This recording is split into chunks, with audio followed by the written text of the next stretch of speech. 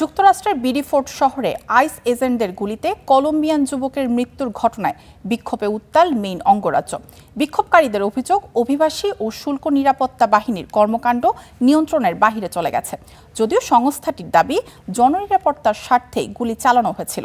এই মৃত্যুর পর অভিবাসন আইন প্রয়োগে প্রাণঘাতী অস্ত্র ব্যবহার নিয়ে নতুন করে বিতর্ক শুরু হয়েছে। মঙ্গলবার যুক্তরাষ্ট্রের মেইনের স্কারবোরোতে অভিবাসী ও শুল্ক নিরাপত্তা বাহিনী আইসের কার্যালয়ের সামনে জড়ো হন শত শত বিক্ষোভকারী। গেল সোমবার এজেন্টদের গুলিতে কলম্বিয়ান যুবকের মৃত্যুর ঘটনায় নিরপেক্ষ তদন্ত ও অপরাধে জড়িত কর্মকর্তাদের জবাবদিহির পাশাপাশি আইস বিলুপ্ত করার দাবি জানান তারা। অভিবাসন বিরোধী কঠোর পদক্ষেপের অংশ হিসেবে মেইনেও আইস এজেন্টদের মোতায়েন করেছে ট্রাম্প প্রশাসন। শুরু থেকেই যার বিরোধিতা করে আসছেন ডেমোক্রেটরা। নতুন করে অভিবাসী নিহতের ঘটনায় ফেডারেল সরকারের অর্থায়ন বন্ধের দাবি তুলেছেন নেতারা। আইস সম্পূর্ণ নিয়ন্ত্রণের বাইরে চলে গেছে। আমরা চাই এই সংস্থাকে মেইন থেকে সরিয়ে নেওয়া হোক, জাতীয়ভাবেও এর অর্থায়ন বন্ধ করা হোক।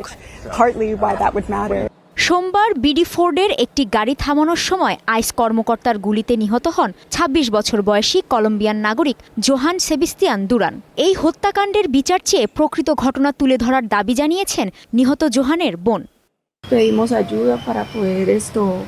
এই ঘটনার বিচার নিশ্চিত করতে আমরা সবার সহযোগিতা চাই। সেদিন কি হয়েছিল তা স্পষ্টভাবে জানতে চাই। আমাদের পরিবারের জন্য এই শোক অসহনীয়।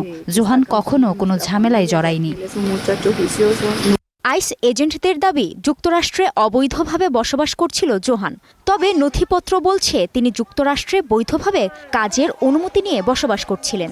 ঘটনার সময় তার স্ত্রী ও ৩ বছরের মেয়েও গাড়িতে ছিলেন।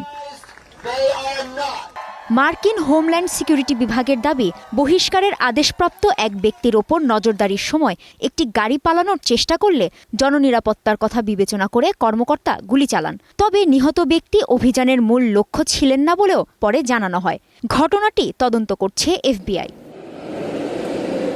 কর্তৃপক্ষ জানিয়েছে, চলমান বিক্ষোভের জেরে আইস পরিচালিত তল্লাশি কার্যক্রম সাময়িকভাবে স্থগিত করা হয়েছে। এদিকে নিহতের ঘটনায় যুক্তরাষ্ট্রের কাছে জবাবদিহি দাবি করেছেন কলম্বিয়ার প্রেসিডেন্ট গুস্তাভো পেত্রো। কাজী শাহরিন, স্টার নিউজ।